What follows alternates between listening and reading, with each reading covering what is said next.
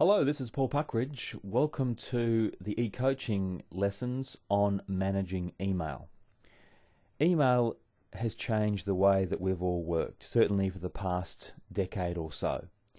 Yet for some of us, email is becoming a huge problem, just the sheer volume of it. So in this lesson, there are 10 practical ways of managing email, perhaps that little bit more effectively. When you're ready, open up your workbook or take down these notes in a spiral notebook. Number 1, never start the day checking and replying to your email. Now let me just put a caveat on this. When you come into work and you grab a coffee and say good morning, it's okay to press send and receive and check. But don't check and then reply. As you would have learned at one of our seminars, it's very, very important to plan your day first. And then after you've planned your day, take 10 minutes aside to do your email. And what I do is I limit the amount of time I spend at the very beginning of the day. So I'll say to myself, I'm going to limit myself to 10 minutes only. If you don't give yourself a time limit, you could be there for an hour. So don't react, respond, and don't come in and start answering email as the very first thing. Plan your day first, then set a time limit as to how long you'll take for responding to email. As I just suggested, limit the amount of time in the morning, that is before 9 o'clock, to about 15 minutes, and answer only a priority email. Now, by the way, if all you've got is 2 a priority emails, then answer those and delete or transfer or folder the rest. But 15 minutes should be about the maximum amount of time you want to spend on email. Otherwise, you'll get caught up in it. Number 3, this should be a no-brainer. Turn off your email checkers. That's often the sound or the little envelope that pops into the bottom of your screen. That is annoying, and in most cases, email isn't urgent. It can wait at least half an hour or an hour. And I work on the proviso that if something is that urgent, someone's going to phone you as well.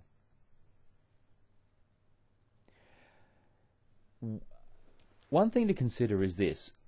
When someone sends you an email, I know that it might be tempting to respond immediately. You might even think that that's good service, and maybe it is. The trouble is that it sets up a dangerous precedent for the future. For example, you send me an email and I reply immediately. Well, you're delighted. I've replied immediately. And then tomorrow you do it again and I reply immediately. And then one day, next week, when I'm away interstate and you email me and I don't reply, you're probably thinking, what's wrong with Paul? Why hasn't he replied? And you start worrying about me rather than considering that maybe I'm not there at my desk. You see, very few people ever think, what is this person doing?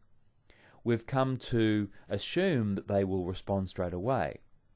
Now, sometimes you might have to respond straight away, and that's okay. All I'm suggesting is set up some precedents so that you can respond within an hour or an hour and a half. Otherwise, it might imply that you're not busy enough.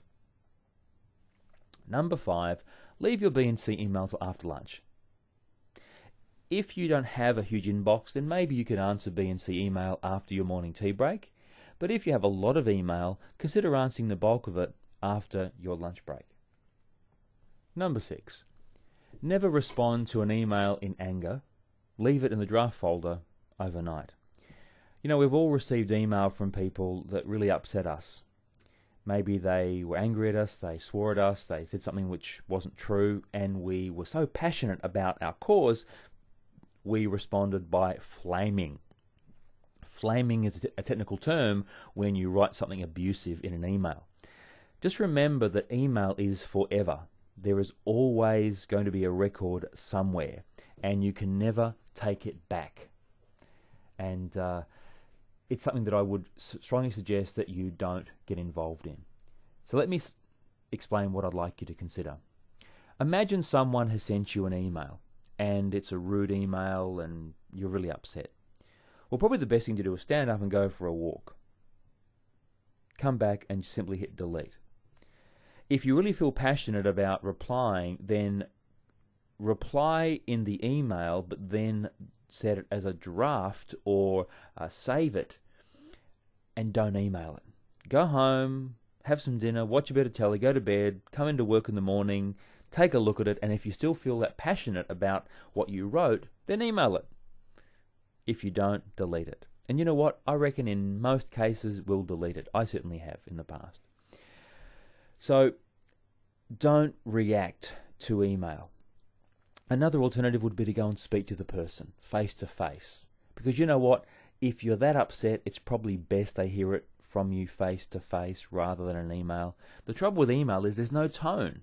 And I don't know whether you are sarcastic, whether you're upset, whether you're having a joke. And if I don't know you very well, I could misinterpret the email and it could ruin our relationship. Number 7, set up a D-Box folder. If you've been to one of our productivity programs, you would have learnt about D-Boxes.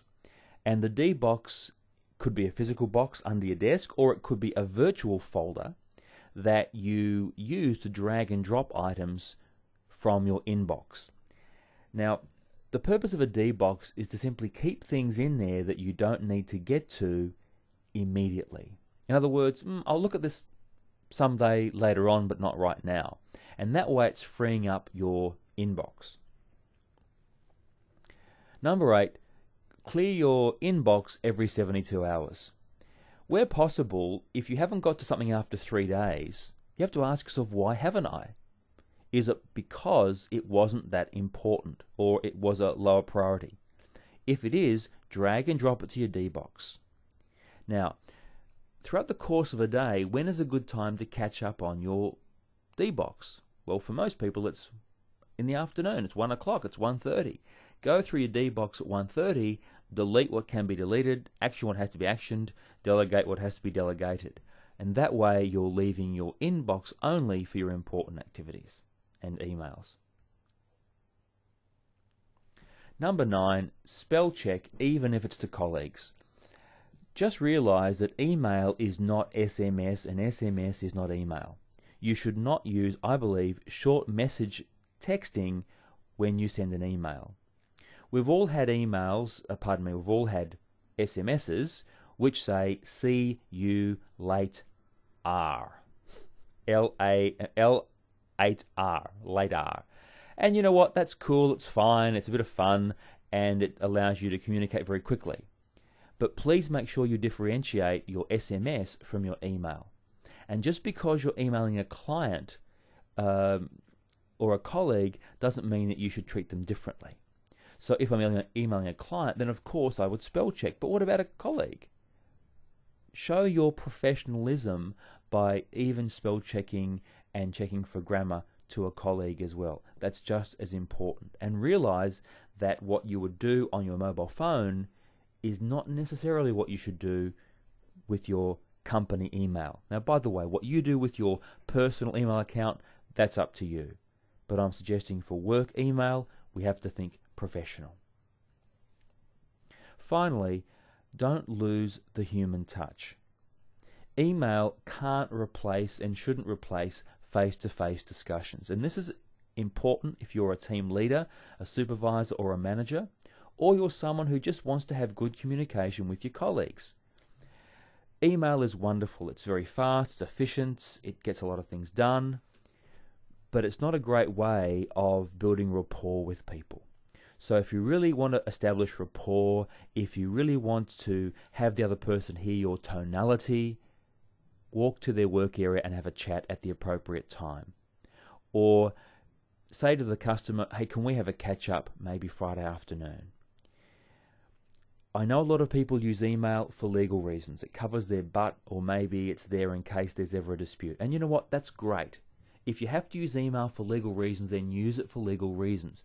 But in addition to sending the email for legal reasons, phone the client and maybe explain what's in the email. And that way you've got the best of both worlds. You're maintaining the human touch as well as covering yourself legally by stating everything in the email document. I really hope that you think about these 10 things, and maybe there's 1 or 2 things on that list that you could look at applying to your professional life to make email an even more effective tool.